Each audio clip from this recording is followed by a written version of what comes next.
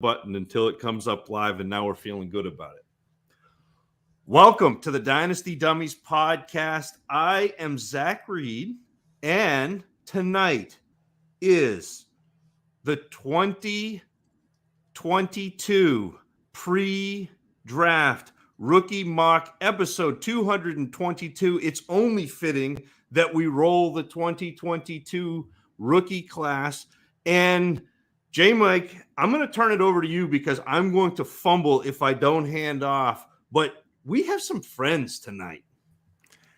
A party ain't a party till it's ran all through. Listen, I'm excited to be able to get this mock going. I'm excited to be able to have friends with us. And without further ado, we'll jump right into our friends being here with us. So obviously, we've got Zach, myself, and Foreman back again. Friends with us this evening, Chris Moxley, Campus2Canton's own USC enthusiast. Not the USC that you're thinking of, as well as an oldie but a goodie, dear brother of ours, baby brother himself, a.k.a. Noah Brown season, Riley Bymaster. Fellas, Chris, Riley, how is it as we jump into this rookie mock? How you feeling? Feeling I'm good. Excited, It's man. good. I love it. No, I love doing that because then people talk over each other. It's always way more fun that way. No, it's good to be with you guys. Chris, first time I believe on the Dynasty Dummies program. Welcome Yes. in. How you feeling?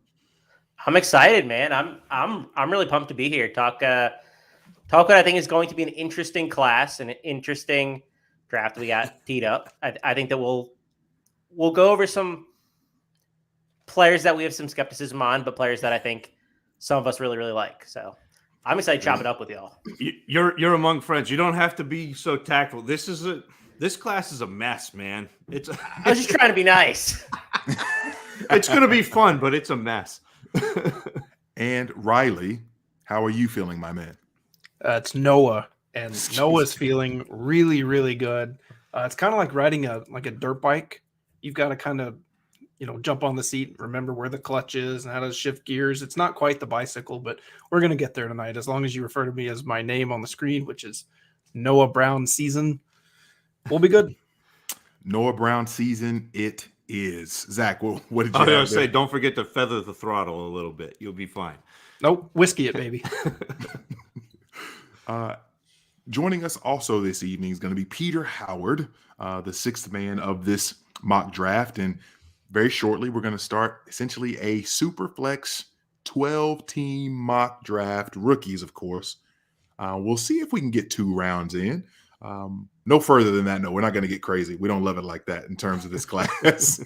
But in terms of the optimism for this class, guys, I know that so many folks are not excited about this 2022 rookie class. Yes, we've got some burners according to the combine. Yes, we've got a bunch of extra players because of the eligibility rules of the NCAA and COVID teaming up for lots of nonsense. But what are you all excited about regarding this class that maybe doesn't have the top end talent that we've seen over the last few, but maybe has some players that you might be thrilled about? So for me, there are 2 things. And the first is, there is a little bit of top end talent. Like, let's not sell this completely short. Like, I do think that there are a few players that are interesting to get excited about. But the thing that this class will afford us is a lot of fun in rookie drafts because there's not going to be consensus. There is not going to be a board that falls the same. If you're in multiple leagues, those leagues are going to be completely different in terms of your rookie drafts. I think this is a year to be moving up if you like a player. And if you are ambivalent, it's a year to move back and gain some value because people are going to be on different players. And the other thing that I'm really excited about this class for is we're that much closer to 2023. And I'm excited about that. Good. Foreman, what about you? I'm looking forward to how I can trade back into the second round with all my first round draft picks. Honestly, trying to turn 2022 picks into 2023 first. That's what I'm trying to do. What do you But think? I think there's some interesting pieces where, as you guys have said, I think there's some where we might not have some top heaviness. We're going to have some interesting players where there's players in the second and third rounds who are going to surprise and probably outperform players who with ADPs 12 to 18 spots ahead of them just on happenstance or opportunity or in injuries. I mean, we see it every year. We talked about it pre-show that there's 9 players every year, top 24. There's going to be a third, even fourth round draft picks who surprise us out of nowhere, and you just got to make sure that, like in those leagues where you can stash those players. If I'm drafting in a league where if I have a limited taxi squad, I might load up on some third and fourths. I mean, you should do that every year anyways, but just take as many of the start throws as much as you can. But I think the second round might be more interesting than the first round in my mind, because I think there's going to be a lot of first round talent going to be available in the second round, depending on your draft. Very well. And I'm going to circle back to one thing that you said, Foreman, here in just a moment. Chris, what excitements do you have about this upcoming draft? I'm really excited to see what non-FBS players produce. This is a unique draft, and I think part of this is the COVID year affording a lot of prospects more time maybe to develop. We have a lot of really interesting FCS guys, D2 guys that are, I think you're going to see some of them go probably day 2. I think you're going to see a lot go round 4 and 5. That can be, I think, long-term NFL players. You don't get that every draft. There are a lot of skill position players that do that.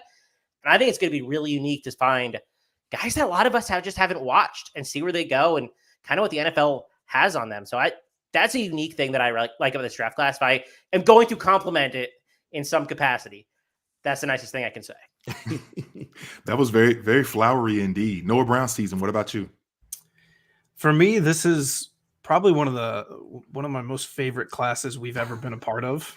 Not because I think it's the best class, but it's because this class is like when you walk into an ice cream shop. There are 50 to 60 flavors. I only really, really like a few of them, but those few, I love them.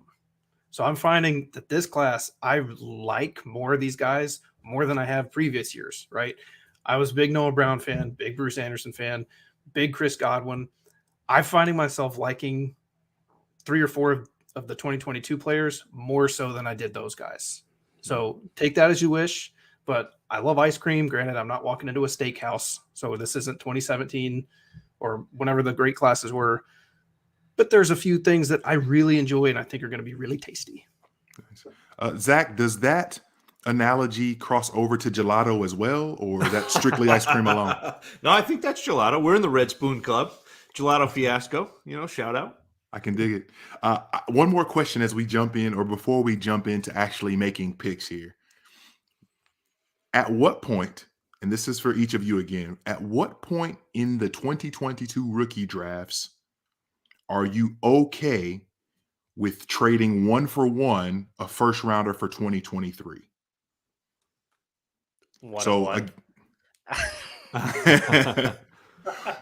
So you trade the 101 in this class for any 2023 first? Yeah. Like it's okay. Yeah. Very good. I think so. There's been a lot of studies about how much like a future first is worth. And a lot of the data indicates it's between like the 105 and the 106, assuming like randomness. Mm-hmm. I think the 105 next year is probably just as good as whoever you're taking at the 101. That's how good that 2023 class is, in my opinion. Man, that'll get the excitement brewing there. Zach, what do you think? See, I am going to send the 105. And it's just because there are 4 players that I am at least in like with at the top of this class.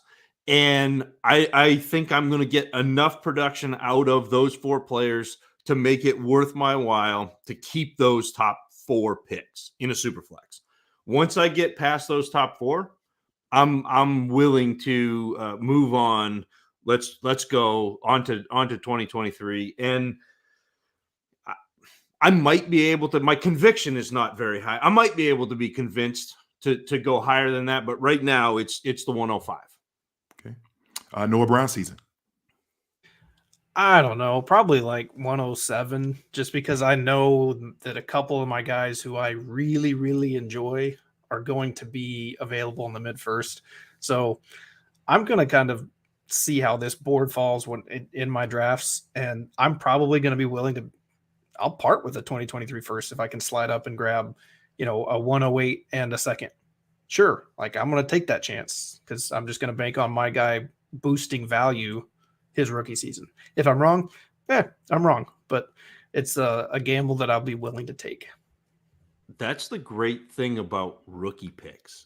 And I heard Peter Howard say it this week on his Dynasty Grind show that rookie picks are a reusable asset or a replenishable asset where, they're the only piece of Dynasty currency that replenishes every year. You get your rookie picks again. And so I like that attitude, Riley, where like, yeah, I mean, you're going to get, if you miss, that's fine. You're going to have more rookie picks, next year or the year after. Like they just keep coming. And so, yes, they're valuable, but they're also a replenishable asset. And sometimes we don't treat them like that.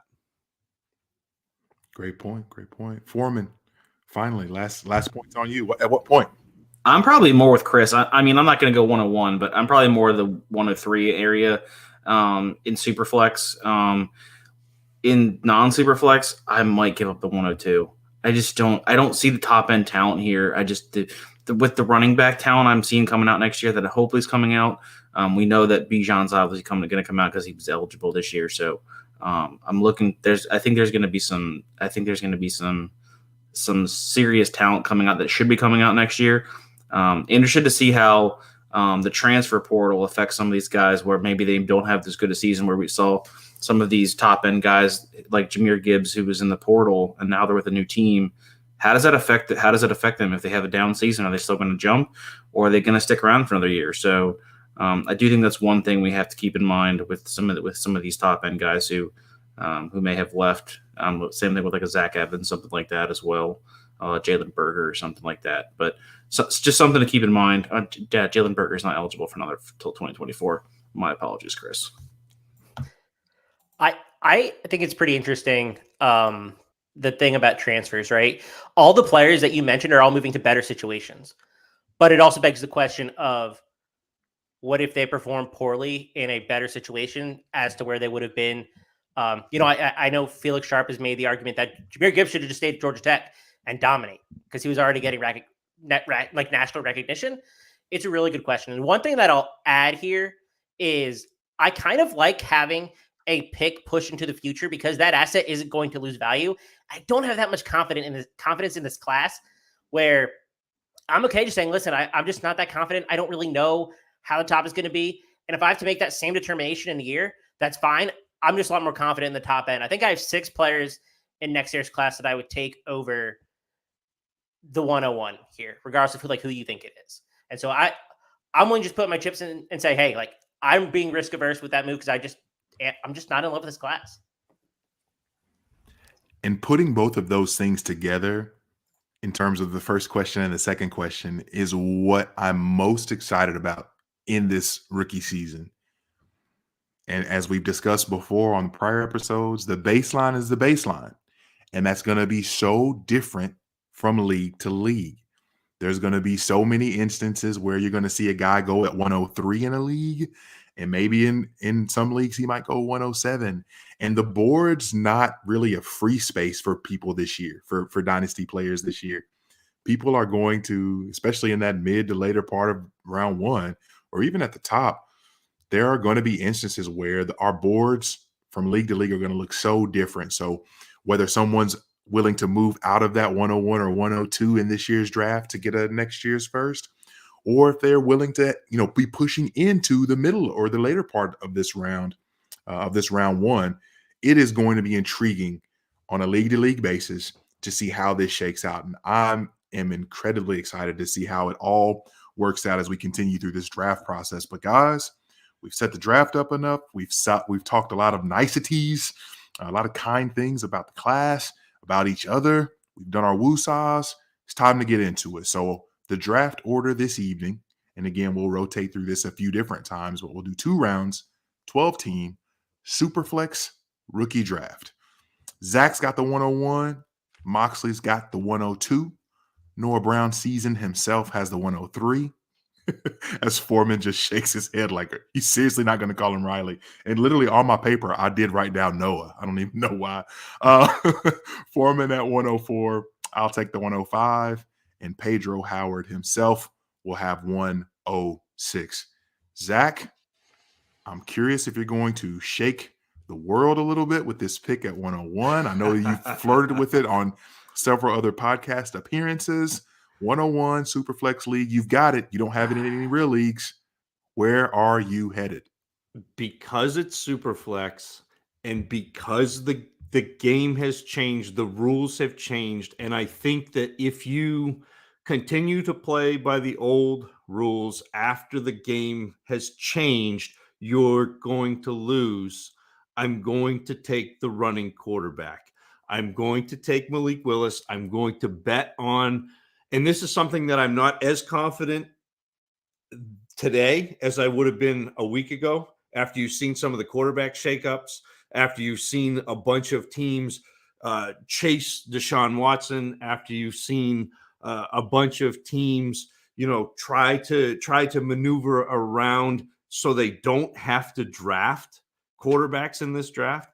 I'm still going to take Malik Willis because of the rushing upside, because that floor is really a ceiling. We look at that rushing as a floor. It's not.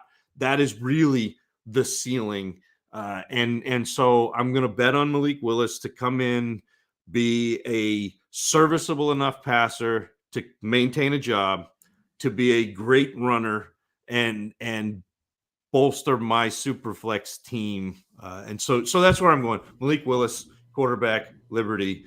Let's go. I was wondering if you do it. Zach, and looks like he will. Now, I will ask this, though. And Chris, before we get to your pick at 102, Foreman, Mr. Noah Brown season, Riley Bymaster, I need to know if you did have 101, because I don't want Chris tipping off his pick yet. He can explain in just a moment. Would you all also be looking at Malik Willis at 101 at this time? Remember, everyone, specifically everybody listening, we know that there's still a lot of process left. We know that there's still a lot to go on. So many things may change. We'll see what happens with the draft, which is quickly approaching. But Foreman, we'll start with you. Is Malik Willis currently your 101? I think he has to be for this format. My only concern with Willis is, when is he going to play? I just don't know if you're going to get that immediate production like I would want to see out of a 101 quarterback.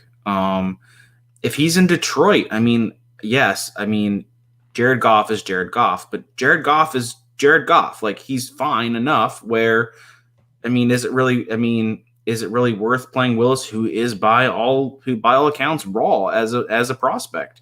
That's my only concern with Willis, is you're probably hoping for a Kyler-ian, I'm making that word up on the go here, a Kyler-esque ceiling here. I think there's a non-0% chance that, obviously, but it's a big gamble. It's a big gamble to take at the top here on a team, whereas if you own your own pick, your team's not great. So are you going to pigeon yourself into that spot next year as well too, as you're hoping, well, if I have Willis and he doesn't play it down in 2022, I'm probably picking here in the top 3 again next year, which might not be a bad idea. If I can get Bryce Young and Malik Willis for a couple years, you're set. If Willis becomes a half decent quarterback as a QB2 with Bryce Young, you're set. But like I said, I'm getting too much in the weeds there. But that's my concern with Willis, is how much production are we getting immediately? And that ceiling is obviously high, but that floor could be in the basement as well too. I just tried to write out Kyler-ian, and I wrote out Star Wars Kylo Ren. I'm going to work on that. Going to see if we can actually make that a word now, Foreman. Riley, your turn. Is Malik Willis also your 101 here? Absolutely. Worst case, he's Tyrod Taylor, and who doesn't love Tyrod Taylor in Superflex? So I don't see how you can take anybody else. Your best case is probably trading down if you want to, grab a back or one of these great Ohio State receivers. I'm not going to name names. But yeah, I have a 101 in one of the orphans I took over last year. I'm rebuilding. I have 3 firsts. I'm not moving it. I'm taking Malik Willis. So let's do it. Marvin Harrison Jr. is not in this draft, Riley. Just want to throw that out there. Damn it. He was actually referring to Julian Fleming. Oh, excuse me. My apologies. Chris, over to you. If you would, prior to giving us your pick at 102, can you also just dip your toe into that 101 conversation as well? Yeah. I feel like I'm on the opposite side of all y'all tonight. I would not take Malik Willis 101. I have a substantial amount of questions about him as a player, if he'll ever be ready to play in the NFL. I definitely don't think he's ready to start week 1. The situation at Liberty is so interesting because their offensive line performed well in almost every average line yard category, average line yards for pass attempt, average line yards per rush attempt. In sack rate, they were 127th. Malik Willis had 3.3 seconds to throw per pass last season, which was the best of any quarterback in this year's draft. He was last in this year's draft, taking a sack on 30% of pressures. He takes a lot of sacks, and I think that a lot of that has to do with awareness, and you can't put that all on the offensive line. I think he has questions about his mechanics. I don't think his footwork is like quite up to par yet. I think his throwing motion is kind of weird and elongated. I think he needs to clean that up. He needs to work with the quarterback coach, which means I don't think he's starting year 1. I don't like his decision-making at times. You saw it in their game against Ole Miss. You saw it in some of their games where they got blown out by really bottom 5 SBF teams. And, he played a big part in that. Like, he wasn't inexcusable despite Liberty not having great talent. I have a lot of questions about Malik Willis. He's my 102. So I'm not going to say, I don't like him at all. I will take him 102 for the exact same reason Zach took him 101. The upside is tremendous. Just unbelievable. Top 5 upside the day he starts because he could run for 100 yards a game. That's who he is as a player. Just incredibly dynamic, rocket arm, one of the best arms in the class, and he can make those throws even if they're not quite consistent. All that said, Breece Hall is the guy I'm taking 101. And he's the guy I'm going to take 102. He's the most sure thing, in my opinion, at the in this draft. I think that his size, speed combination, 98th percentile speed score, is fantastic. 3 seasons over 20 receptions, maxing out at 36 this year. Legit breakaway speed when he can get there, which we saw by his sub 4.4 time. I have questions about how often he's actually hitting those breakaway runs. I think he gets stopped kind of between in a chunk yard rate, but not necessarily like a breakaway rate. So he's getting 8 yards, but he's not always breaking free, even though he has that long speed. So that's a question to me about him as a player. But, and the other question for me is, I don't think his athleticism, which is very good, shows up on tape the exact same way. I was shocked how athletic he was because I don't think he utilizes it well. All that said, his receiving profile, his immense rushing production, a 90th percentile backfield dominator rate. He just owned that backfield all 3 years at Iowa State. He's the safest pick, and he's the one that I feel the best about in this entire draft. I see a lot of head nodding going on as you were talking there, Moxley. So it sounds like a lot of folks are feeling good about it. However, here we are at 103, and even before we get to you, Riley, I will say people have been very excited about Breece Hall for a while now. We knew he was waiting in the wings with David Montgomery. Obviously, he's had a couple of seasons to be able to do his own thing there at Iowa State, and he's performed incredibly well. Had a nice combine. People felt good about his speed there. It was great. So now, here we are. Riley Bymaster, Noah Brown season himself at 103, and I think that the board has fallen exactly the way that you would have wanted. The only question is, Noah, who is the pick at 103? The pick at 103 is my RB1 this year, Mr. Kenny Walker. I am a huge fan of Mr. Kenneth Walker. I think he does everything well to go along with, a couple just phenomenal traits, really good balance. He likes to get upfield, but he can also be shifty and, be a little bendy. He's got sneaky good athleticism, which I love. I had a collegiate director of scouting tell me that his comp was Priest Holmes. So I'm going to roll with that. So Scott, if you're listening, shout out to you. So Kenny Walker, big fan, love him. I think he's going to start day 1. I don't think he can't catch the ball, but he wasn't really asked to because he was running for 300 yards a game. So we'll see, if he can catch some passes, awesome. But, regardless, he is my 103, and I'm loving every minute of it. You 100% saved me from myself here at 105 when we get there, because I know that I'd have a couple of players I'm pretty confident that I would be trying to choose between. Just real quick, Zach, I know we've talked Kenneth Walker. Foreman, I know we've talked Kenneth Walker. And obviously we've questioned the ceiling just because of the fact that we're wondering if the pass catching is going to be something that's going to be an asset for him there. But I'm right there with you, man. He's easily my favorite watch in this class at the running back position. But Zach, what are your thoughts there with Walker being the third player off the board there? Yeah, I don't mind it. Again, he is the best runner in this class, and I don't think that you can really argue that. Like, watching him carry the ball, and that was the same thing that we said about Nick Chubb when he came out. It was the same thing we said about Jonathan Taylor when he came out. But the question that I have, and you mentioned it with Kenneth Walker, is that pass catching and the fact that he hasn't been asked to do it. And I know that you get a lot of pushback from people saying, well, it's just that he wasn't asked to. He can catch the ball. Yes, he is absolutely athletic enough. He is absolutely talented enough to catch the ball. But I think that the NFL gets caught in not being particularly creative when they bring players in. It was the same thing with Nick Chubb. Like, people were telling me Nick Chubb was going to be a 50 catch a season guy. He's not, because he wasn't the best pass catcher on his team in college. It's hard for me to envision a scenario where he's going to be the best pass catcher on his team when he gets to the next level. And so that ceiling is just capped a little bit. And it's nothing against the talent of Kenny Walker. Like, that's not what I'm saying. Is the NFL going to look at him and say, okay, we're going to put the ball in your belly 250 times, and we're going to throw you the ball enough to be, 40 or 50 receptions, because that's where I'm really interested in a running back. Yeah. And what the heck happened at Wake Forest? Still, these are like unsolved mysteries. What happened at Wake Forest for you not to be able to do what you were doing at Michigan State? I need to know.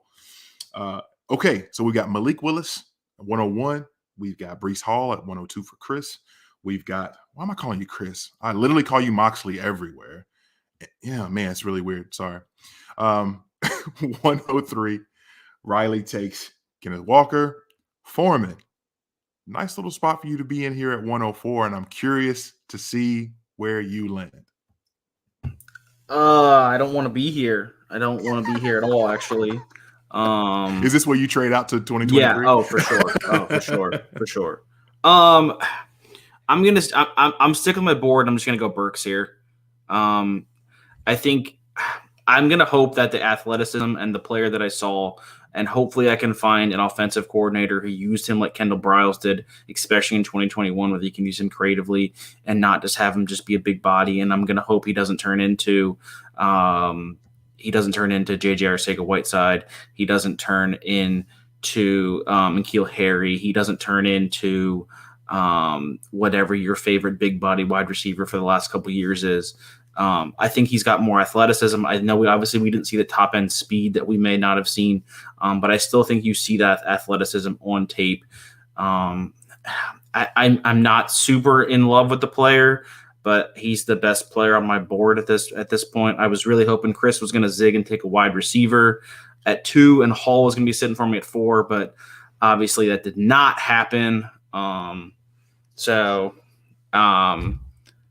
Yeah, I'm taking Burks here, and I'm gonna bank on the upside that I see on tape. Obviously, an awesome talent. We did not see the phenomenal athlete numbers at the combine that people were projecting for him, with 12-inch hands and a 4.15 40 and all this other stuff that people were expecting. Obviously, yes, I'm being facetious there in terms of what we were expecting there, but still a good player, obviously.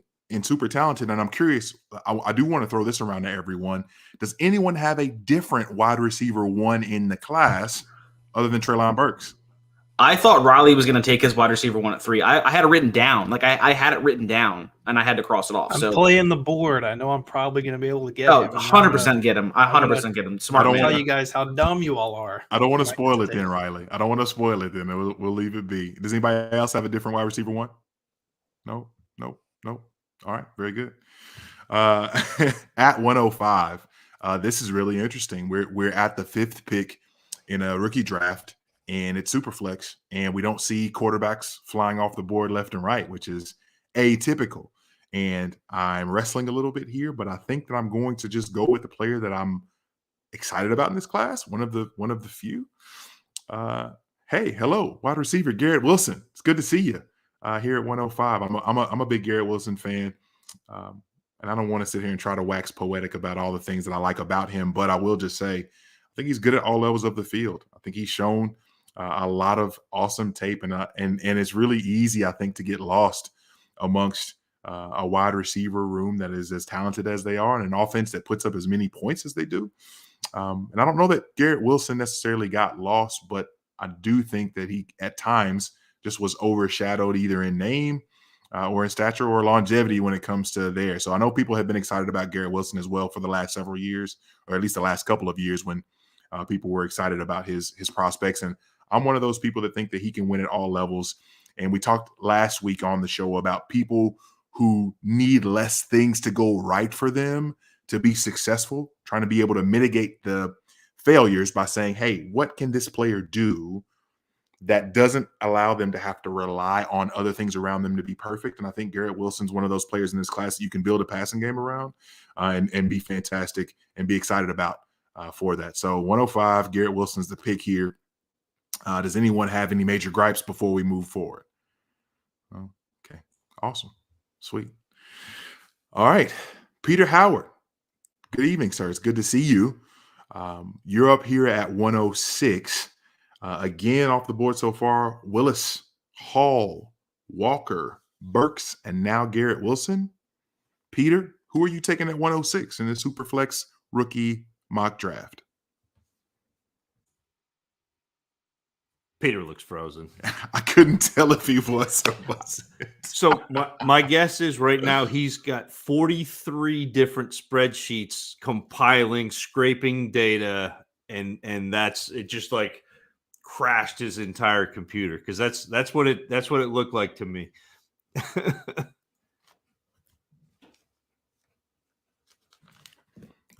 I'm trying to bring him back in.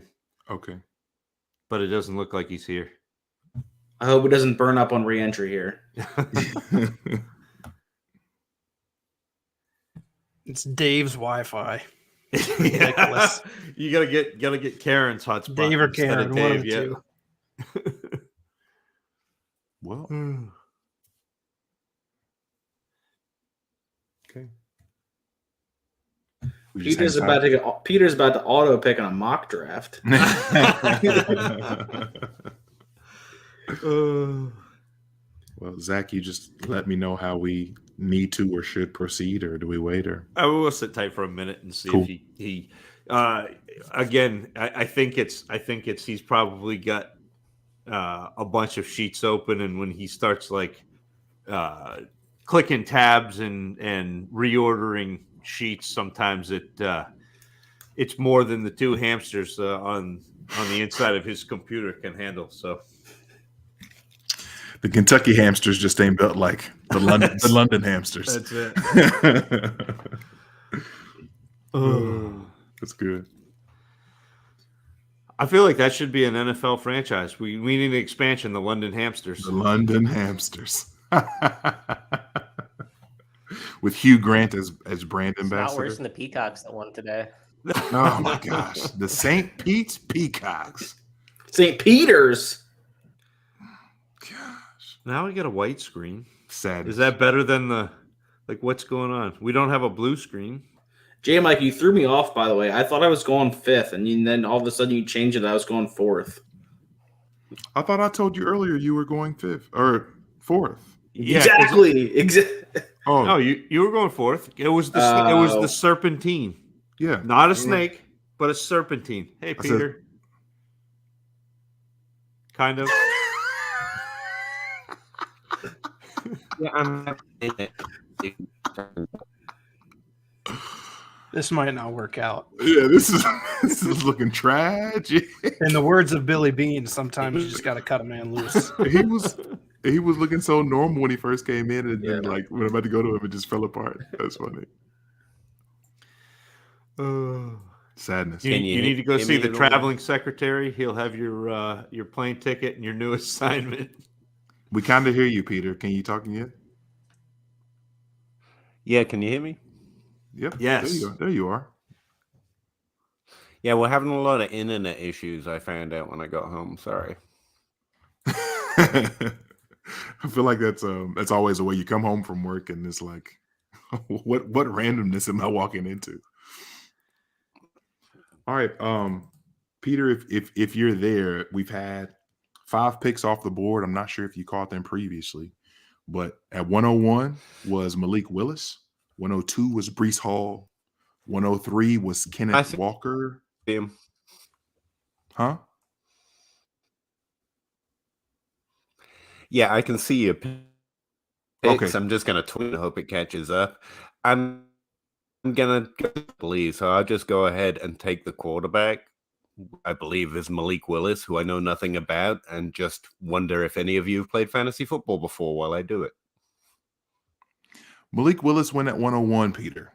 It shows me how much attention you're paying. Listed. I've played not fantasy listed. football before, Peter. It's not listed in the chat. Boyd. How's that, Peter? This is me copy and pasting. This is me copy and pasting what's there.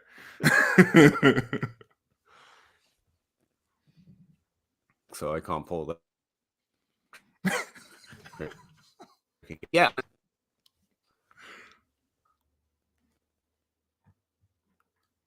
We got nothing, Peter. I can't hear you. Nothing. This is brutal. Oh, Pedro.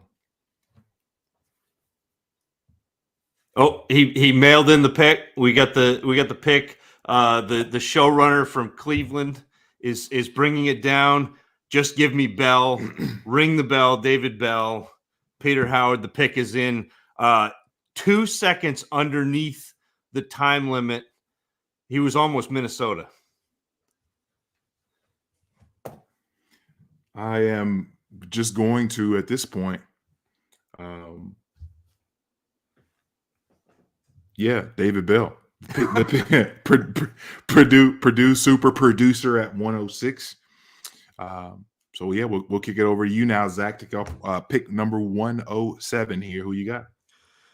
So I am going to go upside here at 107 because I think there is still a player on the board who has maybe the biggest range of outcomes of anybody in this class, but is a player that I am very excited about. He would be a little bit higher than 107 for me, and that is George Pickens out of Georgia. I can see the range of outcomes. And Riley, I know you and I have talked about this.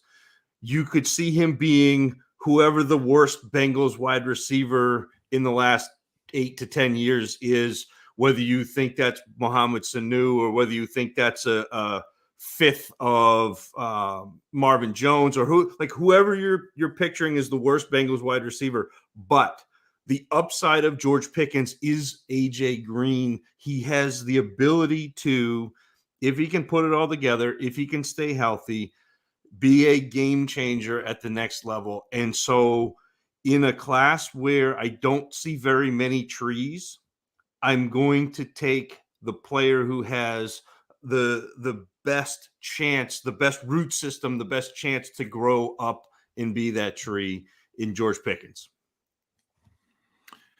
I feel like this is a prime example of what we've discussed previously regarding when it comes to these drafts here in 2022, getting your guy in a specific spot and not waiting for them to hopefully drop to a specific place, may come into play because you're going to have a George Pickens guy in your draft. You're going to have a Drake London guy in your draft and a couple other guys that people are standing for.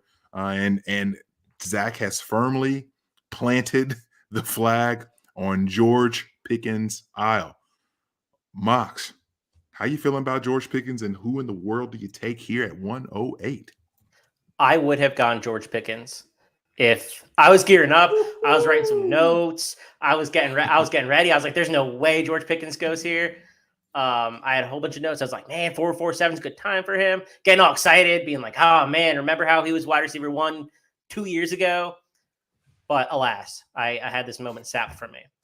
This is a really tough spot in the draft, in my opinion. This because the quarterbacks are all still there except for Malik Willis. And this is a super flex draft. I don't have a lot of confidence in who is and who is not going where in the draft. So I'm going to go, and I don't like to do this because this is not a guy that I'm super high on, but I think he's good value here. Drake London. I have questions about Drake London's game. I have questions about his athleticism. He didn't test very well. He played inside a lot his sophomore season at USC. I have questions about whether or not he can truly separate outside. You saw him do it occasionally, but he wasn't consistent doing so. This is a guy that was a year 1 breakout, monster yards per team pass attempt numbers, like the whole 9 yards, checks every box analytically for me. The tape is just, it gets me a little queasy, but the upside for him at 6'4" is really impressive. And even if he has to run like in the slot sometimes, I don't mind because we saw him be successful in that role as well as playing outside. So maybe you just move around the formation and get him in better quarterback matchups because I think he will struggle at times, but he has the production to back it up. And I think he will go. He's currently the odds favorite to be the wide receiver 1 drafted, and I will take a shot on that. Drake London, wide receiver 5 in this draft, in our rookie draft here. And again, we just talked about it, people being Drake London fans and whatnot. Overall, and I'm curious, Riley, because I haven't talked with you to hear your opinion yet on one Drake London, but curious just of your thoughts regarding Drake London, because I think Moxley's right in terms of the ceiling is something that could be monstrous for Drake London and his skill set. And also at times, Moxley, I feel the same way as you. I feel like Drake London's an enigma because I too get queasy watching his film because I don't love a lot of it. I just don't. But Riley, curious your thoughts there on London, and you can lead into 109 here. Yeah, London's one of the weirder evaluations of the past 5 or 6 years. He's actually really good with the ball in his hands after the catch, but I'd love it if he could just snap off a little quicker and do more of the downfield wide receiver things where if he's running a post or a Dino where he needs to snap one way and then quick back or running a deep cage. I'm losing everybody, but he's really weird. So I want him to have a creative offensive coordinator. That's going to be huge. His landing spot is going to be massive. If he lands somewhere, Green Bay, I'm in. Let's do it. Now that Adams is a Raider. If he lands somewhere else, New England, I don't know. So wait and see for me on London. But leading in, I'm also going to take my wide receiver 1 right here. Have you guys ever played fantasy before? I was going to take Malik Willis, but I wasn't really sure if I wanted to roll the dice here at 109. So I'm going to go with Mr. Chris Olave. I used to call him Will Fuller. He's got so many more onion layers to him. He can snap off a route. He can win deep. He can win all levels of the field. Love his hands. Best route runner in the class. I'm all in on Olave. Let's do it. Riley, I need to know, because I think the people, again, have yet to hear what is it about Olave's game, because we know that obviously this whole scouting thing, you're as talented as anybody. No. That yet stop. No, the truth is the truth. You are good at this and you are appreciated for this. Talk to us. Just give us a little bit. Doesn't have to be a long soliloquy or anything, but give us a little bit about Olave's game that you do like in regards to peeling that onion back a little. He's one of the savviest route runners, plus his just natural athleticism. I think that combination is very rare. Usually you have an athlete who you can kind of craft and teach him how to do this, how to do that, how to gain an extra half yard of separation that can, give you that slight advantage.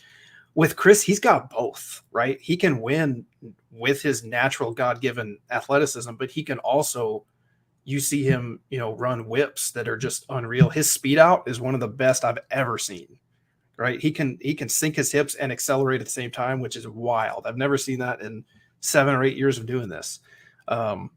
Start to finish, his releases are great. I mean, he's a little light in the ass, but when you run a 4.06, according to the guy with the stopwatch, but then it gets, dialed back to like a 4.3 something. When you can run sub 4.4, it doesn't matter. You can win in so many different ways from so many different areas of the field. And that's where Olave is, it sets him apart, in my eyes. He's a little bit more, he's a bigger onion. He's got more layers than Garrett Wilson, right? He's got more layers than even Treylon Burks, who I like Treylon Burks. That's where I'm at with Olave. I don't want to say quarterback proof, but I mean, unless Baker Mayfield's throwing left-handed to him, that's going to be a problem. But other than that, I'm on board. I friggin' love him. Probably one of my favorite players I've ever watched. Oh man, that definitely answers the question I was about to ask, which was, do you feel like he's the type of guy that you can build a passing game around? But obviously, if he's one of your favorites, then definitely someone that you believe that can be obviously a winner at all levels there. So that's good stuff. Foreman, we're coming over to you. Olave, a little bit of a curveball from a baseline standpoint, but us knowing Riley and talking with Riley a little bit, I think that we had an idea where he was going there. So Foreman, it's over to you at 110. We are on the wide receiver run of all wide receiver runs, 6 straight wideouts here in this first round. Where are we headed, Foreman? I'd love to take a running back here. I really would. I just don't see the upside here. So I am wearing a Penn State sweatshirt. So I'm going to take Jahan. No, I'm just messing with you guys. I'm not taking Jahan Dotson. Not taking Jahan Dotson. I can't do it. I'm going to take the guy who I think would be the wide receiver one, who would be the odds on pick to be wide receiver one, if not for his injury, would be Jameson Williams. I'm a big fan of Jameson Williams. Chris is shaking his head. He's whatever the opposite of an analytic darling is. He's the opposite of that. I get it. Look, I get it. He did nothing at Ohio State. He transfers to Alabama, and then he lights the world on fire, and then he tears his ACL in the national championship game. Look, I don't know. He's the exact same thing with happened to Kenneth Walker. What was this guy doing at Ohio State, buried behind 2 guys we already mentioned, Jackson Smith and Jigba, Marvin Harrison Jr., Julian Fleming? The list goes on. So I just don't understand it. But when I turn his 2021 tape on, I'm like, how is this guy not producing? This guy can play. He's got quick feet. He's got all the speed in the world. He's a good route runner. I don't see where the miss was with Jameson Williams. So I'm just gonna take my chances on a guy in the late first round. I think this is an area where I'm willing to take a bit of a gamble, obviously, and just hope that the 2021 tape is the real Jameson Williams. Moxley, you look like you were in agreement there with Foreman, or not quite. So I actually like Jameson Williams more than I don't knock him for the Ohio State stuff. I really don't, because it's such a rare situation. I just think he profiles a lot closer to Will Fuller and Brandon Cook's role, maybe than he does like someone like Justin Jefferson, who can play all levels of the field. He has 8 career red zone targets. Like 6% of all of his targets come in the red zone. Is he going to consistently score from 20, 30 yards? Yeah, probably, because he has the speed. But I don't know if that's consistent wide receiver one that I could build my team around. Wide receiver 2 seasons in his future? Yeah, probably. But I think he's a lot closer like Will Fuller than he is a full wide receiver. Like I just haven't seen it from him. And we only have 1 year sample size, so maybe he could have developed that like short area role, but he just didn't do it. I'm drafting him here hoping for a high-end wide receiver 2 upside. I don't think there's much more upside that I can get here. I really don't. Very well. Jameson Williams. Obviously, Alabama's not where they are without him this season in terms of that passing game, because they very much leaned on he and Mechie this year. Okay, we're at the 111. I have questions, and I don't really have a lot of answers at this point in the draft. Zach, why is that so funny to you? I don't know. I think that's what's going to happen with this class. Like, I think there are so many questions and not any answers. So you're going to be in the same boat that we're all at the 110, 111 area. Welcome. All right, yeah. So I don't know that I feel great about this, but I'll just kind of talk through a lot of my angst right now. So we're looking at a quarterback class that we're pretty nervous about. There's not a ton of buzz around anyone except for Malik Willis in this process as we're leading up. We've got questions about Pickett's hands. We've got questions about Corral's health. We've got who even is QB4? Is it Ritter? Is it Howe? We don't. Am I missing somebody else? Or is Carson Strong, or whatever the case may be? We've got the receiver run of all receiver runs, 7 straight, which I feel like is just wild to see on paper, but also really fun too.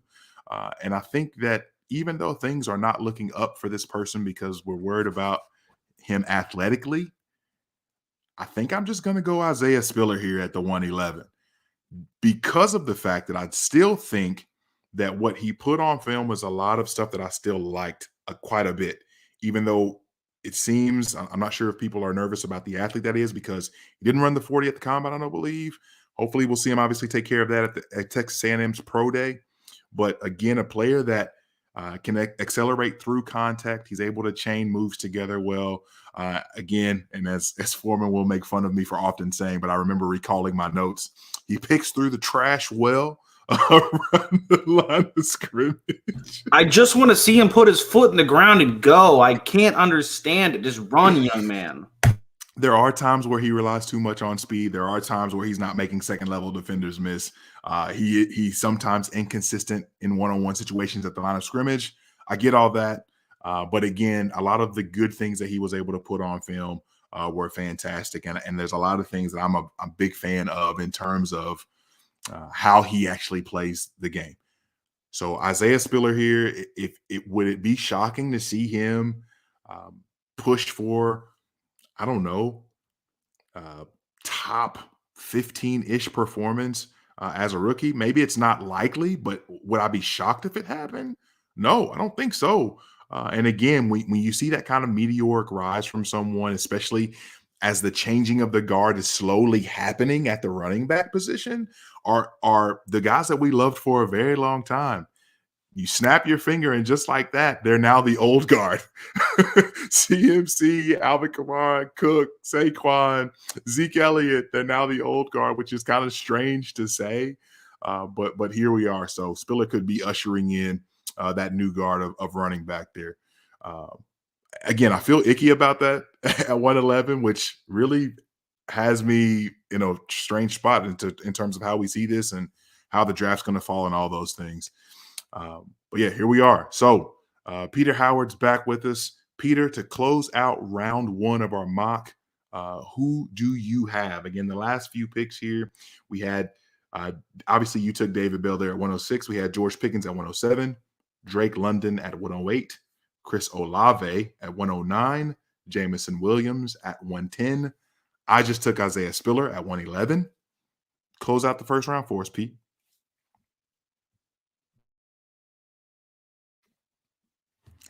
The pick is in, and it looks as though it is Rachaad White, running back out of Arizona State. Sun Devils, stand up. How are we feeling about Rachaad White? I'm curious because I know that there are a lot of folks, as I continue to scroll through Twitter every now and again, a lot of folks are really big fans. Feel like he tested pretty decently there at the combine. Good pass catcher. Production was pretty good there for the Sun Devils. Any thoughts there on Rachaad White here as a late first-round pick in our mock? I am much lower on Rachaad White than a lot of people I have heard speak on him. And that's not to say that he does not have the upside. You saw him have 43 catches last year. So he's put that on tape for an NFL team to see. I think he does some things very well in terms of transitioning from the catch point to a runner, which you like to see. He's good in space, but even as big as he is, he feels thin to me. And not only that, but he struggles with vision sometimes. And again, as a if you're hoping he's going to be a 3-down back, that is not a trait that is going to interest me. He often goes down on first contact, and man, at the goal line, he just doesn't attack the way I want to see a ball carrier. So it's a good upside pick with pass catching being as valuable as it is. He's probably a player that I would deem a pass catcher plus, where he probably profiles early on as a player who is getting receiving work, but then in a pinch could be more. But I have questions. I have questions about Rachaad White. All right, Zach. Back to you here at the top of round 2, 201. Listen, we might fool around and get a small running back run here. Are you going to keep the running back juices flowing here? What you got? Man, this is decision time here. This is the Wild West. We are at a point in this draft where I've got kind of a rough outline of where I want to go. But this is where you come to, it's not a fork in the road. It's like a 9-way stop with a rotary at the end of each one. Like it's a choose your own adventure novel now. And I think that what I'm going to do is double down on quarterback. And I'm probably going off script because my quarterback 2 in this class is Sam Howell. Ooh, I know. Because you have seen this past season where he was not great as a thrower, but he showed me some things as a runner. He showed me some things where he took a team that didn't have as much around him as what you saw. So the first 2 years of Sam Howell, you had 2 NFL caliber wide receivers, you had 2 NFL caliber running backs, and he was great. You saw him throw the ball all over the field. You saw him be very successful. You saw high completion percentage. You saw a lot of things that you want to see, except for the running piece, which has become the new vogue, the new piece that really puts a quarterback over the top. In 2021, you saw Sam Howell run the ball, and you saw him run the ball fairly effectively. He didn't throw the ball as well, but I've seen him do all of those things over the course of his career. And so that's where I'm going, and I'm hoping he ends up someplace. Pittsburgh would be too nice, wouldn't it? Where they just ended up. I mean, I know we're in the Trubisky quarterback controversy, but I could see him landing there and usurping Trubisky eventually, and having that be a really nice spot. So that's where I'm headed. I'm going Sam Howell. I'm taking the quarterback. I'm hoping that I just done a brilliant thing and hit 2 serviceable quarterbacks in one really poor draft. Now, Moxley's face as you made that pick, I don't know if he was astonished because that he had no clue that Sam Howell would go anywhere near that high, or I'm curious if you took his pick yet again. Moxley, shed some light here. Man, before the show, when you said, does anybody care what they pick? I should have said, yeah, I want 101, because I have been 2 picks in a row. Zach's gotten me. Sam Howell is also my quarterback 2, and he's way closer to 2 or to 1 than he is for 3.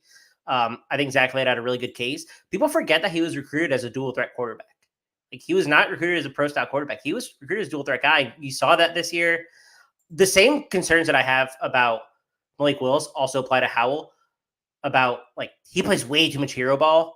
And I think that was probably more situation. And so I'm going to rely on who I think he was last year. And so I'm bummed that I didn't get him. And I'm also in this dilemma now because I thought I would get Sam Howell, and I would just write it off and talk about how much I like him. And now I have to sit here and say, okay, I know that 4 quarterbacks are going to go round 1. That's just going to happen. And so am I going to pass on a round 1 quarterback for a round 2 wide receiver? And that's the decision that I'm really staring down at. Just upside, value-wise, I don't think I could do that. I think I got to go Matt Corral. And I prefer Matt Corral to Kenny Pickett because I think he has a lot more upside than Kenny Pickett does. Kenny Pickett was not good for 4 years. He really wasn't. Came on last season, had clearly his best year, but Matt Corral had 2 pretty good seasons. He does not have weapons around him in that Ole Miss offense. That Ole Miss offense is really great for quarterback production with Lane Kiffin. Jeff Lebby runs a really good system there, and it was really effective for overall production.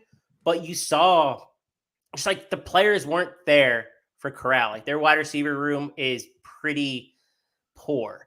And so he plays the same kind of hero ball that Sam Howell did all season. He wouldn't slide. He wouldn't go down at first contact. He was just trying to run through guys. I think he ran in the Tennessee game 30 plus times, and they won that game. But each hit he was taking, he just was limping and stuff. He's got the arm talent. Really competitive player. I think Corral's going to go round 1. And if that's true, I'm not sure I can justify another player, round 2 player over him. That was definitely one of my struggles there because I wanted to take Corral really badly at 111. I guess just to some degree, this is one of those times where I really wish we saw where all of these guys landed, specifically the quarterbacks, the when and the wheres. I think that just matters so much for this group. And I also find it interesting because I think that we see in these first 14 picks, a couple of guys in terms of having their stars fallen from where they were. We were coming into this season and UNC was launching a Sam Howell Heisman campaign. And we're looking at Sam Howell as, hey, is it going to be him or the young fella Rattler out of Oklahoma now with Moxley's dear Gamecocks? We were looking at those guys as being top of the line for Heisman, the Heisman Trophy Award. So now here we are all this time later. Sam Howell, hey, we'll see what his prospects are. We'll see now George Pickens, a guy who people were excited about for wide receiver 1 in this class just a year and a half, 2 years ago in Devy circles, now being someone that is going in the middle of the first, and who knows where that's going to shake out come the actual rookie drafts that we have. But good stuff, Moxley. I love what you laid out there for Corral. Noah Brown season, Riley Bymaster, 203. Again, we got a couple of quarterbacks here going at the top of the round. Very curious to see where you go here at 203. This is a weird spot because there were probably 5 or 6 guys who I like, not really at 203, more so in the 207 to 302 range. So I'd like to see what happens with this fella because he is not on several boards due to some degenerative knee issues. But on the field, he is my quarterback 2, rivaling QB1, Carson Strong. Best arm talent in the draft. A lot of people are going to say that's Malik Willis because they saw the bomb.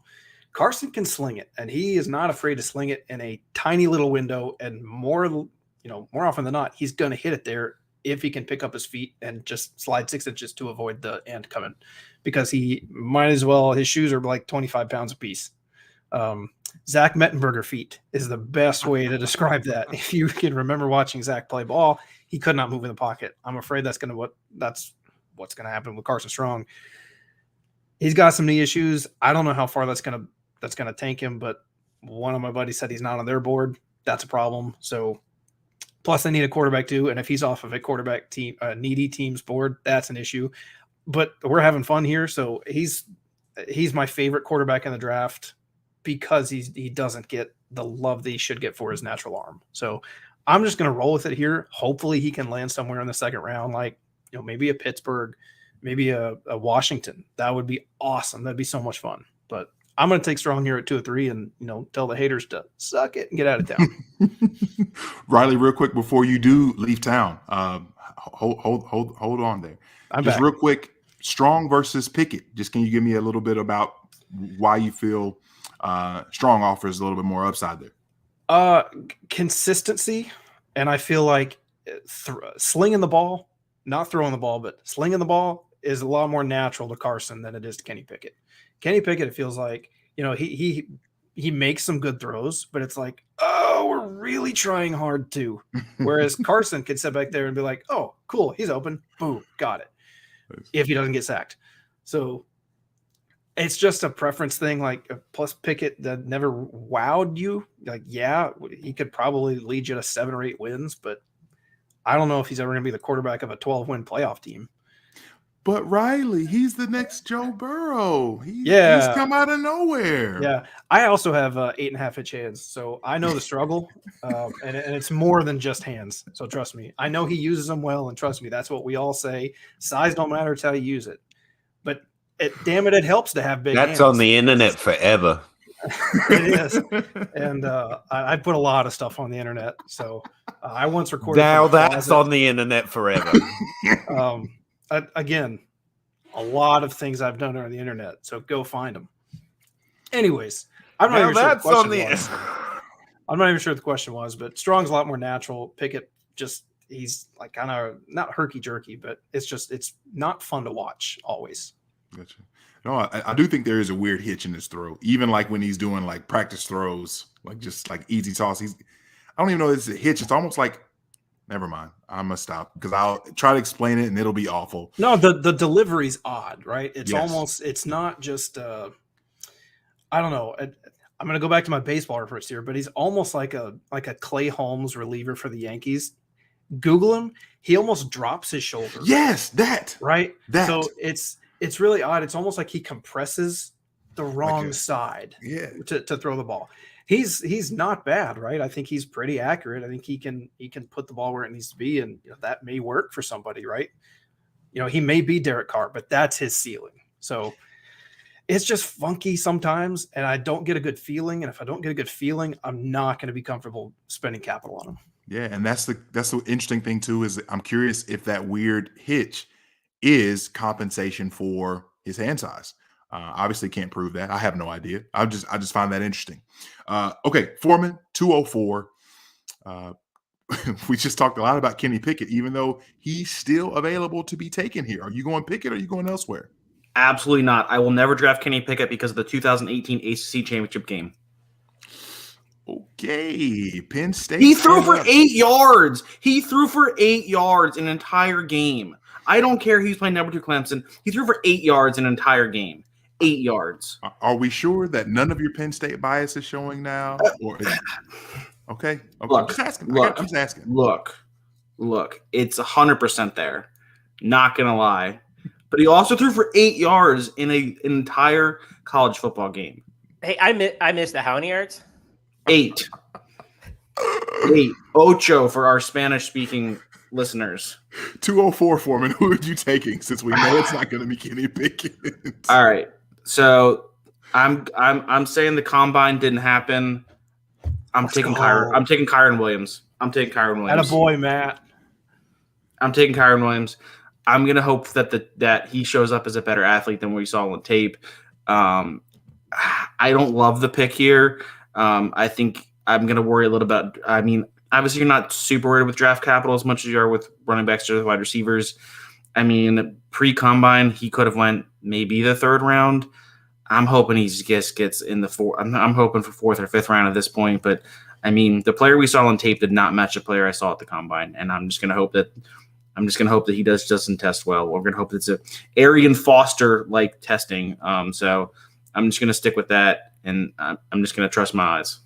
5 feet 9 inches tall, 194 pounds, and I think it was an unofficial. I don't even know if I know the official time. I know it was an unofficial 4.65 40 at 194 pounds. A little shaky, but like you said, on the field, shows a lot of good things. Good pass protector, good chops out of the backfield. Hopefully, he's a better athlete than what he showed at the combine. Question mark, maybe. Yeah, it's a little bit scary that took place, but hey. Kyron Williams here, all sorts of upside for you there with him. So we're sitting here at the 205, and I really don't want to pick Kenny Pickett. 8 yards. I'm trying. I guess the thing that throws me off is I'm going to have a hard time, and I'm curious if this will be the case for a lot of folks.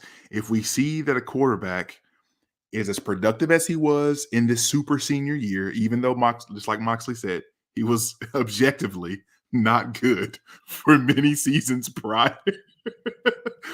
For many 4 of 16 for 8 yards. Yes, Foreman, I see that. That's loud and clear. If Kenny Pickett goes in the first round, I'm even if I'm not excited about him, surely there's somebody in my league that will be. So I'm taking Kenny Pickett here at 205, not because I'm excited about his upside, not because I think he's going to be a QB1, but in the event that he gets on the field and shows anything, I think that my value claim here for taking him in the middle of the second and hopefully parlaying that to a future first or another player that I'm more excited about, I think that I can do that. And yeah, that's my story, and that's what I'm sticking to as of March 17th, 2022. So I saved everyone else from themselves. You're welcome. I will fall on the sword for you guys. That's how much I love each and every single one of you. Peter, 206. The pick is to you, sir. Yeah, I was really hoping my internet just kept not working by the time we get. There's like 4 players I'm interested in, to be honest, and I almost don't care which one. I'm going to take Sky Moore since I've upset Zach with every pick so far. I just thought I'd just keep that rolling. At a certain point, I like a player I'm pretty certain is very good at least something. I think there are players a lot more upside than Sky Moore, but I'm pretty convinced that Sky Moore is excellent at what he does. And if he lands in the right spot, he's going to excel at that at the NFL level. What is that? Basically being a slot guy. He's going to run in the middle of the field. He's going to catch the ball well, and he's going to get more yards per target than most players would get, or per route, since we're in the fancy route era of fantasy football. And I'm just going to take that in the middle of the second round without knowing draft capital, especially. Like after the first quarterback went, without knowing the draft, I think you're all crazy to even draft a quarterback in a mock. Like, I'm worried for your teams. Your actual teams might be too affected by taking quarterbacks without knowing where they're drafted. So I'll just stick with Sky Moore for now. Very good. Listen, after also, could I ask Riley, while I have the internet, for like, it's been on for a solid 20 minutes, I've been monitoring it. What happened last year with Olave, in your opinion? Like, were his routes just not hot for that particular year? Like, it's an honest question. I'm just throwing shade at it too. I mean, wasn't he double-digit touchdowns? Or, I mean, it's almost like the Justin Jefferson game, right? So I always say touchdowns where the truth is. Well, then Chris Olave is the truth, baby. Yeah. It's like the 2019 LSU team. Chase, Jefferson, even Terrace Marshall went and got his. There are a lot of mouths to feed, and they all produced, right? You can't have 3 guys who are all the top producers on their team, but that's just kind of how the cookie crumbles. Look, those guys were all like a lot more productive than Chris Olave in that congested situation. They did a lot better. They were above average. They didn't fall to third or depth. That's what I mean. And there are so few congested situations, it's hard to know what most players would do. But in the most are congested, most have performed pretty well, a little bit better on like a yards per team of 10 kind of a basis. I was happy with this production. So was there a drop off in play? That's what I'm asking. Because that's why I wouldn't know. Okay. Oh no, I wouldn't say so. Okay. All right. There we are. 206. Sky Moore. Listen, after seeing Hunter Renfro's prospects be laid to rest with Devontae Adams being traded to the Raiders, is it possible that Sky Moore is the new slot machine? Can he be the slot man, Zach? I'm the slot man. Okay, last round of picks here. 207 and beyond to close us out, Zach. Where are you heading? I don't like where I'm headed, but it's potentially a 3-down back. It's potentially no, Matt. You're getting excited, and that's not where I'm going. I am going to Alabama. I am going to Brian Robinson because I think that both the team that he's coming from and the style of player that he is going to be interesting to an NFL team. And once he gets there, he could end up being better than a lot of people think that Brian Robinson is. He's one of the few players in this class that I can see being a true 3-down back. I think you saw enough in the receiving game, and he's not going to split out wide. He's not going to James Cooks it. He's not going to do the Kyron Williams thing where you can move him, outside or run, routes like that. But he's good enough in the screen game to catch the ball, and he's big enough and carries the ball well enough in the middle that you could see him becoming a Chris Carson type player, somebody that you didn't see coming, but is very productive in the mid to late second. And there are a few other players in this area that I'm quasi interested in, and I probably didn't take the ceiling play that I should have. But I want to talk about Brian Robinson because I don't think anybody is, and I think that people should be a little bit because he is a very good running back in what is a class. He's like the best of the next group of backs. Very well. Moxley, I have him over pretty you. close, like him and since that was my last pick, the Rashad White pick, like I kind of teetered between it. I think White's upside's a little more. I like it though. It's fine. Very good. Moxley, over to you at 208. Man, I was really hoping I could get Sky Moore there because he's kind of last guy I had in that tier. So that was a bummer. I think he's going to be an incredible player. I just think he does a lot of things well, like Peter said. The upside play here, and I don't know if the same guy I said he did about. one thing well. Sorry. That's fair. So see, my internet comes know. back, and all the decorum and the weight. I think there's some relation. And your internet isn't even smooth. It's all choppy and stuff now. So not only are you cutting in, but it sounds like garbage. Throwing shade at the smoothness guy. The lack of smoothness.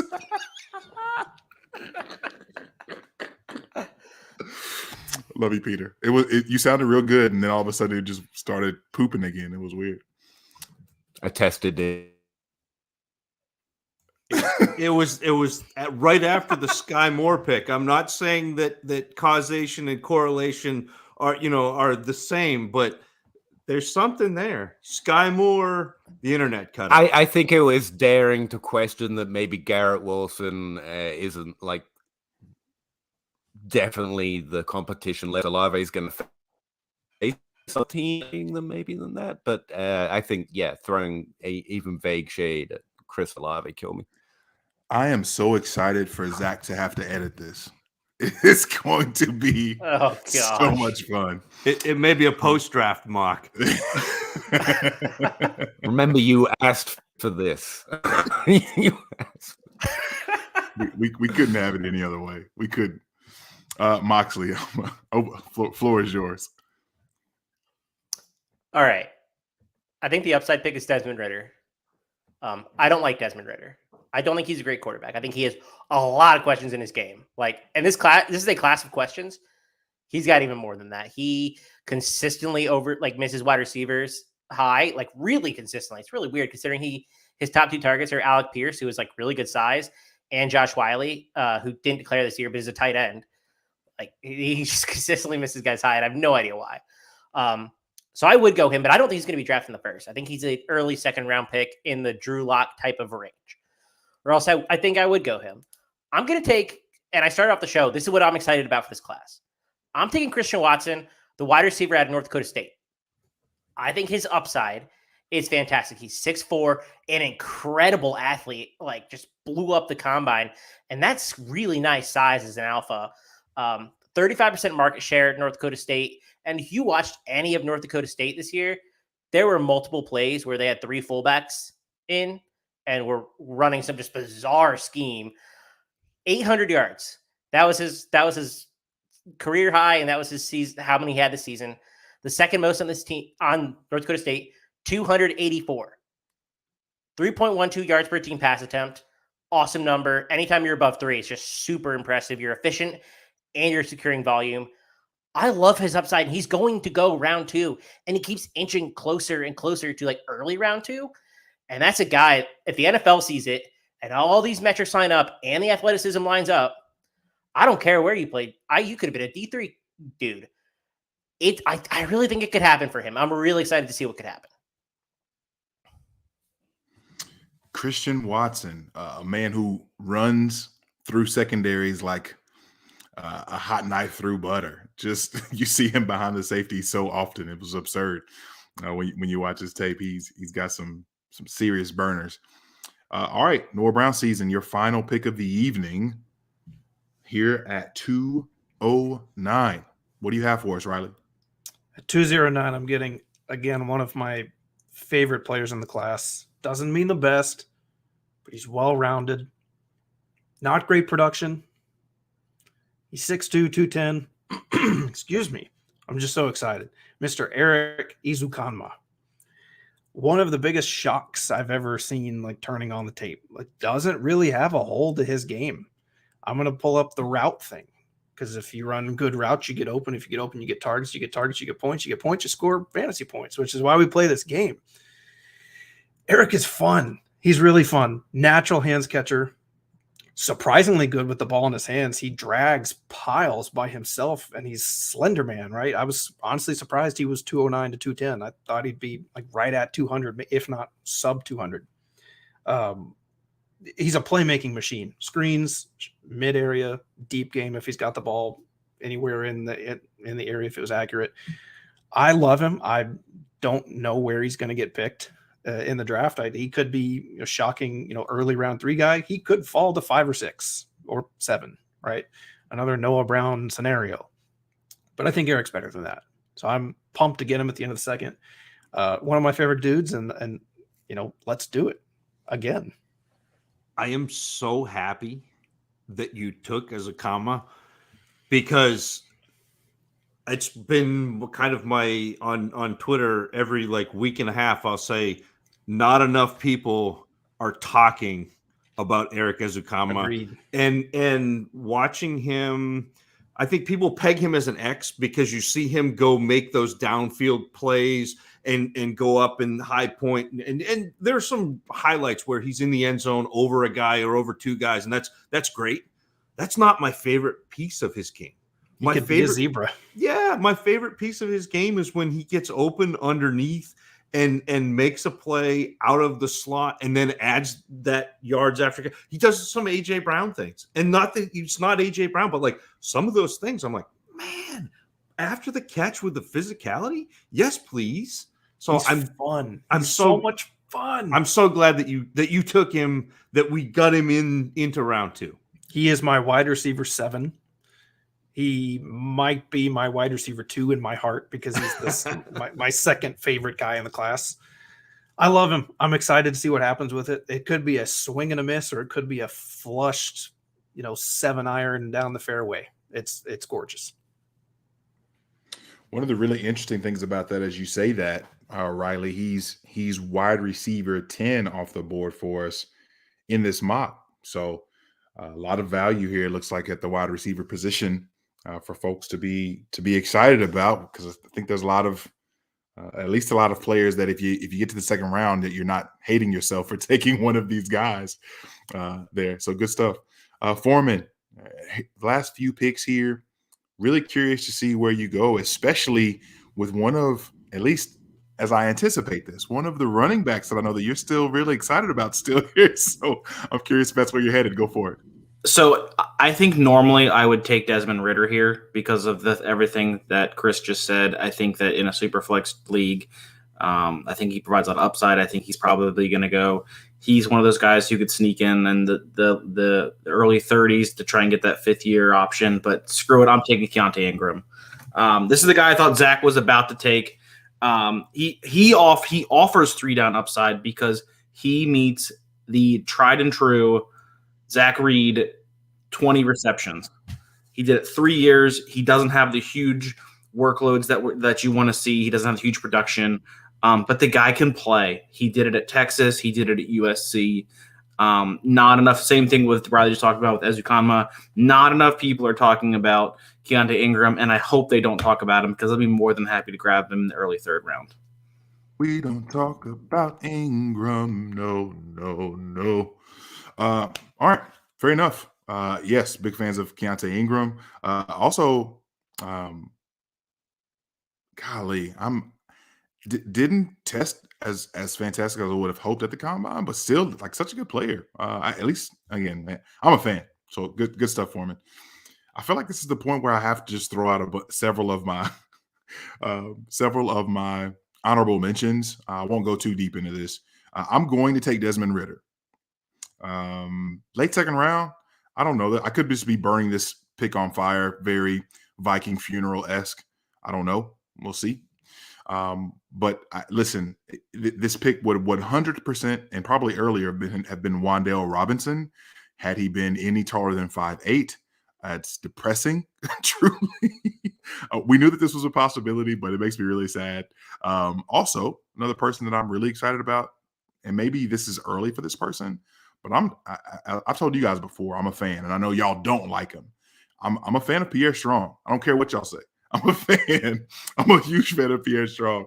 So he's another guy that I would consider in this spot. But with the way that the board is shaking out currently, I'm gonna lean into it, and I'm going to go Desmond Ridder. And again, one of those things where we could be looking at a quarterback who doesn't get the opportunity, kind of Kellen Mond-esque, where he goes in obscurity somewhere. He gets one taste of an NFL game, and you're like, why is he even on the field right now? But also it could be a case where, again, his athleticism and his ability, and I know he's out there working, I'm pretty sure, with Jordan Palmer as one of his guys in this process as well as a quarterback coach. So hopefully he can continue to bring the best out of Ridder, who had an absolutely fantastic season here as in his last season at Cincinnati. So a little bit of bias here in Cincinnati, but also a player that could show some upside as well. So I'm going to go Desmond Ridder there. And Peter, last but not least, 212. The last pick of the evening goes to you, sir. Where would you like to take us? So Zach get to pick after me? No, sir. This is it. This is it, and that's all. That takes some of the fun out of this one. No. I would take one to be honest, because I don't care how much you hate guys. I don't like them. They can do stuff. They're people too. But I'm going to take Justin Ross for the opposite reason of taking Sky Moore, in that Justin Ross probably has more upside than everyone we've picked since probably, at least the first round. And so I'll do that. Now, if you look at what he did in college, you won't like him. But if you look at just what he did in the first year and make excuses for everything that happened after that, and he has some pretty good excuses, again, that's where you'll find the upside. He had one of the better age-adjusted age 18 seasons, especially in this class, which has a lack of good age 18 and 19 seasons, to be honest with you. It's not a breakout age type class, which is fine because breakout age sucks. But Justin Ross is one of the players who did that and suffered significant injuries, which I'm not going to pretend to understand and throw out the medical terms like I do. I don't. And just never seemed to be quite the same player. But his athleticism, his overall profile could still at least get him some level of draft capital in the NFL. And if Mike Williams style, he can find his groove again, not to go back to Emperor's New Groove. I know you're all too young to even understand that reference, probably. Cusco! Thank you, Zach. But yeah, that's what I'm doing. I'm taking Justin Ross. Peter, I'm really glad that this ended after round 2, because I would have been crestfallen. I would have been heartbroken. I was all ready to say my 14 and my 16 off the board didn't go because Ross I have at 14 in this class, and then James Cook didn't go. So like I am glad. I'm glad you picked him, but I'm also glad I didn't get the pain of being sniped on Justin Ross.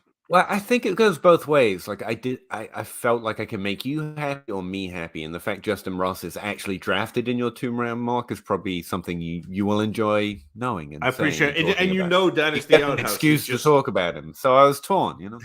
Dynasty Outhouse is just smiling. There you go. Can we do quick honorable mentions? Just throw out a name. Just go around one time. Just names, not explanations. Zach, go for it. James Cook. Moxley. Trey McBride. Yes. Noah Brown season. Well, I mean, I guess Jahan Dotson, since everybody hates him, but I mean, I want to throw out a different one because we talked about him, but I like Hassan Haskins. Very good. Foreman. Tyler Algier. I'll say Wandale here. I'll say Wandale. I already mentioned him before. Pete, one last go here. Honorable mention. I'm glad you said Wandale. That takes someone off my list. I think Tyler Batty, which is not how you say his name. It actually sounds like a real person's name. I just suck at this stuff. But I think he's undermentioned. I think he's interesting. Very good. That is the Dynasty Dummies 2022 Hootenanny Extended, Hootenanny After Hours rookie mock draft here. Listen, this was a fun time. Zach, talk to us. Yeah, absolute blast. I am excited to finally be at the point of the program where we're talking to other people, listening to other people. We've done our evaluations. Now we're in the debate season, the fun portion of the program. We're dreaming until the draft. And I'd love to run something like this back after the draft because things change. The landscape of Dynasty changes at the draft and with draft capital, with landing spot. And I am, again, we're tepid on this class, but drafting this class is going to be a lot of fun. This was fun. You're going to be moving. You're going to be shaking. There are going to be guys that you may trade back into a third round to go get because people missed. You may have to move up, but you also may see some fallers. And so this was fun. Chris, thanks for joining us. Peter, thanks for joining us. Riley, thanks for running it back with us. We've missed you. Matt and JMic, this was so much fun. Let's see if we can run some people out like professionals. Let them have a moment. So very good. On Twitter at Chris Moxley 19. Moxley, final words for the evening. No, thanks for having me. This was a ton of fun. This is the first one that I really got to sit down and think through critically with, folks that I talked to, but haven't shared a lot of opinions about this draft class with. So this was a lot of fun. Outstanding. On Twitter at DTC_Riley B. Go Matt Olson. We're going through some life changes right now. Freddie left. Matt's in the house, so I need Matt to step it up. Other than that, yeah, let's go Chris Olave. Let's go Kenny Walker. Let's do it. It was fun to be back. It's been a while. I don't think I'd been on a pod with the boys since pre-marriage, so it's been a while. I'm a changed man, boy. Sorry, and yeah, it was a good time. Hopefully we can swing it up and do it again sometime, and get back on the sticks. Counting down the moments till we can do it again. And Moxley, obviously, absolute pleasure to be able to chop it up with you. And I told you before, I listen to Campus2Canton way too much, but I've been listening to you even before I was in a league with you there in our league there with all of us in it that Riley runs. So it's a pleasure to be able to have you as well. Also on Twitter at PA Howdy, Pedro, what you got for us, sir? You nearly forgot me. I noticed. It's okay. Yeah, nothing, man. sorry for my issues, I guess, and not just the internet in general. Thanks for having me on. It was a lot of fun. It is fun to hear everyone talk about these players, not for the first time, but at least the first time in a draft format. And yeah, I just learned a whole bunch of names I did not know. By the way, that Eric guy profile's real close to Kiki Kute. I'm just saying, like it's kind of eerie how similar they are. That's just a 5-minute look, but no. Thanks, guys. Really enjoyed it.